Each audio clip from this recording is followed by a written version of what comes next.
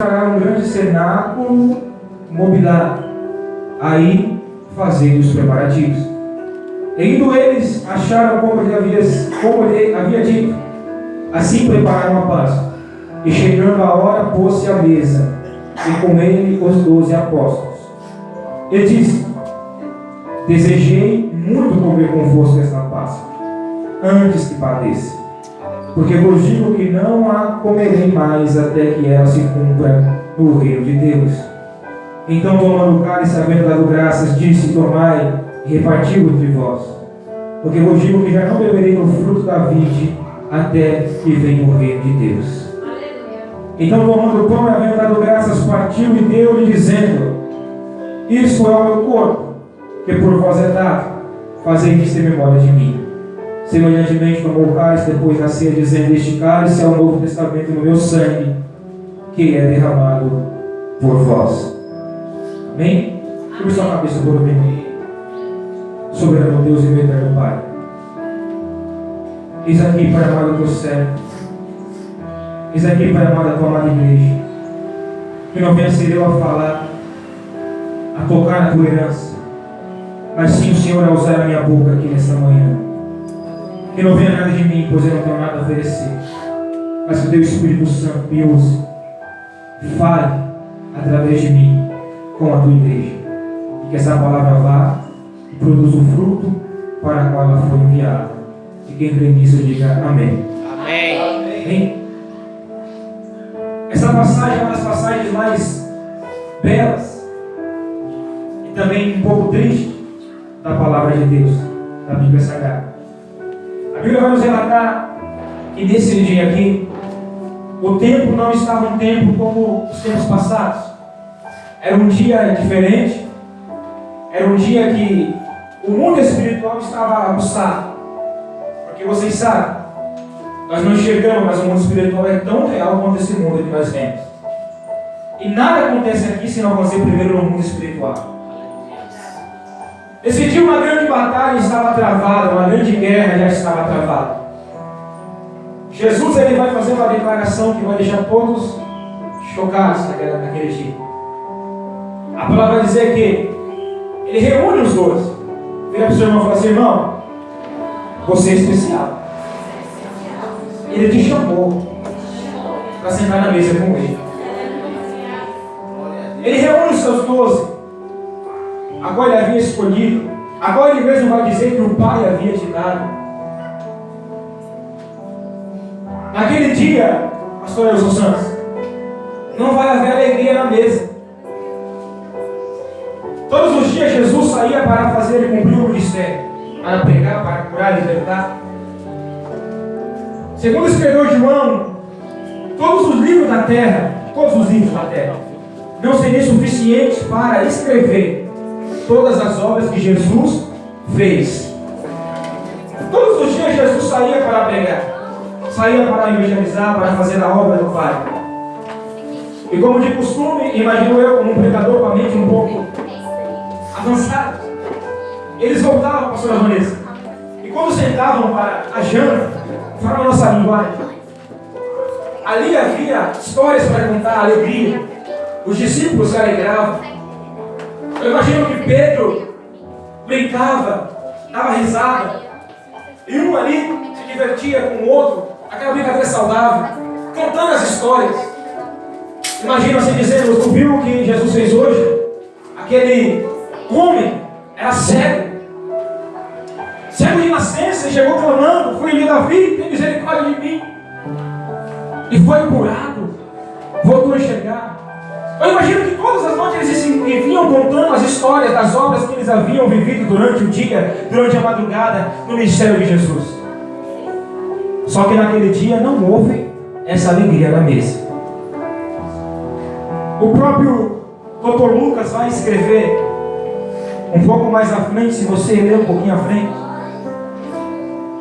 que os discípulos estavam tristes naquele dia, porque ninguém queria que chegasse o cumprimento da promessa. Aleluia!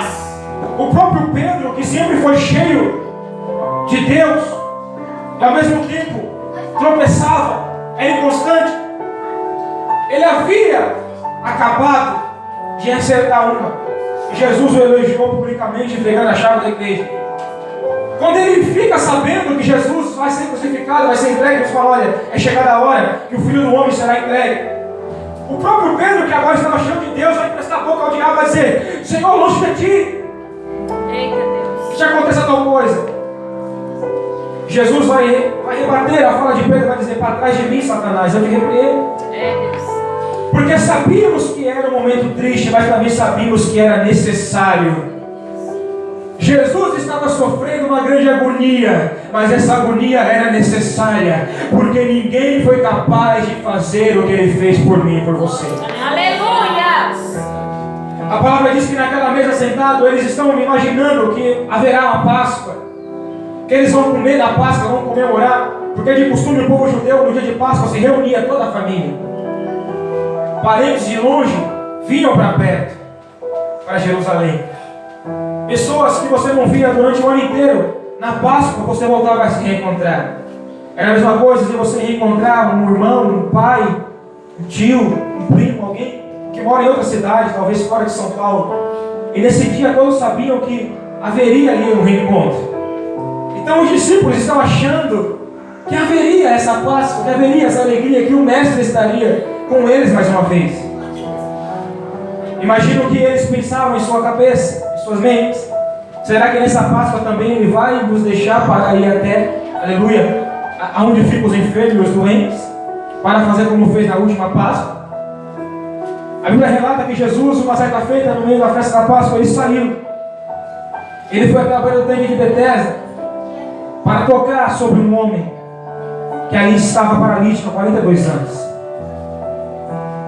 No meio da Páscoa ele abandonou a festa, abandonou todos ali que estavam se alegrando e foi ter com os enfermos e doentes. Eu imagino que os discípulos estão pensando assim: será que vai ter mais uma vez uma surpresa boa da parte de Deus, da parte do nosso Mestre?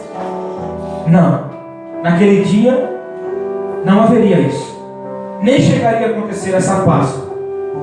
Jesus vai dizer: eu desejei muito estar com vocês nessa Páscoa. Presta atenção numa coisa. Jesus está dizendo: eu desejei. Você não entendeu? Vou traduzir para eles darem glória aí. Aleluia! Jesus disse: eu desejei, mas a vontade que predomina não é a minha vontade, é a vontade do Pai. Ele mesmo dizia: eu não vos falo o que vem de mim, mas eu vos anuncio as palavras que vêm de cima da parte do Pai. Glória a Deus, aleluia. Muitas das vezes nós desejamos algo também. Achamos que aquilo é para nós, ou que vamos chegar a se cumprir aqueles planos, aqueles projetos que fizemos. Só que não adianta, a vontade que prevalece é sempre a vontade do Pai. Aleluia. Temos que saber entender e compreender o tempo de Deus em nossas vidas. Eu sei que é difícil, mas é possível. Jesus ele vai dizer, e todo mundo que está na mesa vai ficar chocado. Eu imagino que o semblante deles mudaram na hora, pastora Vanessa. Eles estão preocupados. Jesus está anunciando a sua morte. Jesus está anunciando que vai ser preso e vai ser crucificado. Não era nenhuma novidade, Jesus já havia falado, mas ele está anunciando que chegou a hora. É normal do ser humano, nós não queremos nunca que chegue a hora. Nós vamos vivendo um dia após o outro, não queremos que chegue nunca a hora. Jesus vai dizer: chegou a hora, é chegada a hora.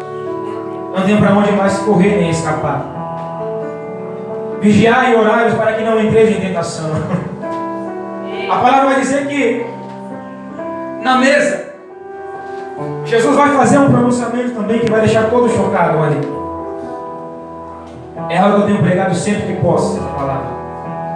Jesus vai pegar o pão, vai pegar o suco, o vinho, o cálice. Ele vai dizer: olha, esse é o meu sangue.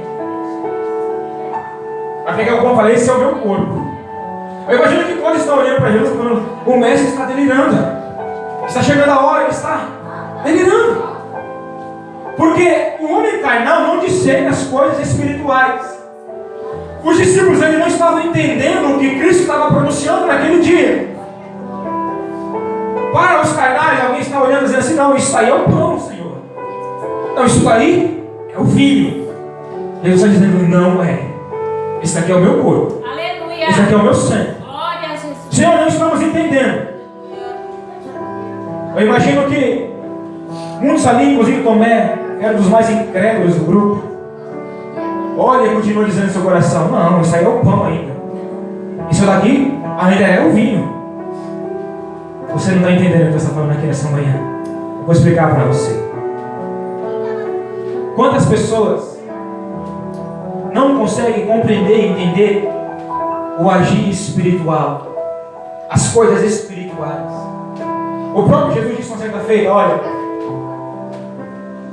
tenho que pregar por parábolas, porque senão eles não entenderiam as coisas do reino de Deus.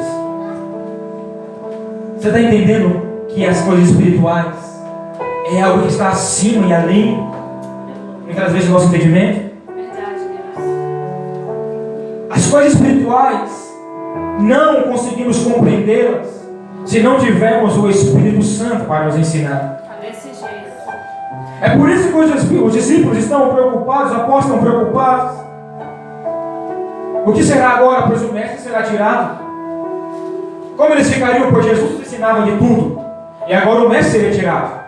Aí Jesus vai fazer uma promessa para eles: não fiquem assustados, eu rogarei ao Pai para que vos envie o Espírito Santo, Glória a Deus. e Ele vos ensinará todas as coisas. Eles Ele colocará as palavras na boca de vocês. Ele vai dizer o que tem que ser feito.